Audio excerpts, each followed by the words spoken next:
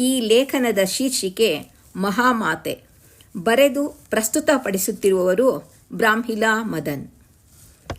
ಮಾತೆ, ತಾಯಿ, ಅಮ್ಮ ಎನ್ನುವ ಪದಗಳಿಗೆ ಸಮಾನ ಪದಗಳೇ ಇಲ್ಲ. ಮಾತೃದೇವೋ ಭವ ಎನ್ನುವುದೇ ಸರಿ ಉತ್ತರ. ಸಮಾನಾಂತರವಾಗಿ ಸ್ಪಂದಿಸುವ ಸಹೃದಯಿ ಎನ್ನಬಹುದು. ನಮಗೆಲ್ಲ ಊಟ, ಬಟ್ಟೆ, ವಸತಿ ಮೂಲಭೂತ ಅವಶ್ಯಕತೆಗಳಾಗಿದೆ. ಅದರಲ್ಲೂ ಊಟ ಬಹುಮುಖ್ಯವಾದ ಅಂಶವಾಗಿದೆ. ಶರೀರ ಸ್ವಾಸ್ಥ್ಯದಲ್ಲಿದ್ದರೆ ಮನಸ್ಥಿತಿಯೂ ಸರಿಯಾಗಿದ್ದು ದಿನಚರಿ ಸುಸೂತ್ರವಾಗಿ ಸರಿದು ನಾವು ನಮ್ಮ ಜೀವನದ ಗುರಿಯತ್ತ ಸಾಗಬಹುದು.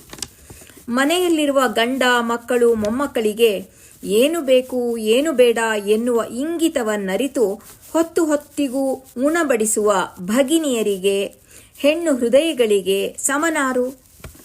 ಕೃಷಿಯಲ್ಲಿ ಖುಷಿ ಕಂಡು ಶ್ರಮದಿಂದ ಬೆಳೆಯುವ ಅನ್ನದಾತ ಒಂದು ಕಡೆಯಾದರೆ, ಶುಚಿಯಾದ ರುಚಿಯಾದ ಅಡುಗೆ ಮನೆಯನ್ನೇ ಅರಮನೆ ಎಂದು ಆನಂದಿಸಿ ವಿವಿಧ ಭಕ್ಷ್ಯ ತಯಾರಿಸುವ ಮಹಿಳೆಗೆ ಅನ್ನದಾತೆ ಎಂದು ಏಕೆ ಹೇಳಬಾರದು? ಅನ್ನದಾತೆ ಸುಖೀ ಭವ. ಸಂಸಾರದ್ದು ಸ್ವಾರ್ಥವಾದರೆ ಸಮಾಜ ಉದ್ಧಾರಕ್ಕೆಂದು ಜೀವನ ಮುಡುಪಾಗಿಟ್ಟು ಸಂಸಾರದಿಂದ ಹೊರಬಂದ ಮುನಿವೃಂದ, ಆರ್ಯಿಕೆಯರಿಗೆ, ಮಠಾಧೀಶ್ವರರುಗಳಿಗೆ ಆಹಾರ ವ್ಯವಸ್ಥೆ ಮಾಡುವುದು ಸುಲಭದ ಕೆಲಸವೇನಲ್ಲ. ತೆರೆಯ ಹಿಂದೆ ವೇದಿಕೆಯ ಮೇಲೆ ಕಾಣ ಸಿಗದ ಹಸಿವನ್ನು ಹಿಂಗಿಸುವ ಅಥವಾ ನೀಗಿಸಲು ಪಣ ತೊಟ್ಟು ಶ್ರಮಿಸುವ ಸ್ತ್ರೀಯರಿಗೆ ವಂದನೆ, ಸಾವಿರ ವಂದನೆ. ಮುಂಜಾನೆಯಲ್ಲಿ ಮಡಿವುಟ್ಟು ಶುದ್ಧ ಆಹಾರ ತಯಾರು ಮಾಡಿ ಗಂಟೆಗಟ್ಟಲೆ ನಿಂತು ಮುನಿಗಳಿಗೆ ಆಹಾರದಾನ ಮಾಡುವ ಜೈನ ಪದ್ಧತಿಗೆ ಮಾರು ಹೋಗಿರುವ ಜೈನೇತರ ಭಕ್ತಾದಿಗಳು ಅಸಂಖ್ಯಾತ. ಇಂತಹ ಆದರ್ಶ ಮಹಿಳೆಯರಿಗೆ ಗೌರವ ನೀಡಿ ಸನ್ಮಾನಿಸಿ ಉತ್ಸಾಹ ತುಂಬಿ ಪ್ರೋತ್ಸಾಹಿಸಬೇಕೆಂದು ನಾವೆಲ್ಲ ನಿರ್ಧರಿಸಿರುವುದು ಹೆಮ್ಮೆಯ ಸಂಗತಿ. ಸವಿಯೂಟದ ಹಿಂದಿನ ಬೆರಳುಗಳು ಸಾರ್ಥಕವೆಂದು ನನ್ನ ಭಾವನೆ. ಭಯ, ಭಕ್ತಿ ಬೆರೆಸಿ ಬಡಿಸುವ ಭಗಿನಿಯರು ಪಾಕಪ್ರವೀಣೆಯರೂ ಹೌದು.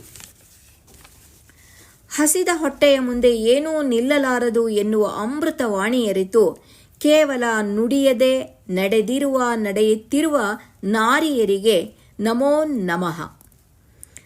ಆದರ್ಶಪ್ರಾಯರಾದ, ಕಾಯಕದಲ್ಲೇ ಕೈಲಾಸ ಕಾಣುವ ಸಾರ್ಥಕ ಸಾಧಕರ ಸಾಲಿನಲ್ಲಿ ನಿಲ್ಲುವ ಸದ್ಗೃಹಿಣಿಯರ, ಅನ್ನಪೂರ್ಣೆಯರ, ನಿಮ್ಮಂತಹವರ ಸಂತತಿ ಹೆಚ್ಚಲಿ ಎಂದು ಆಶಿಸುತ್ತೇವೆ.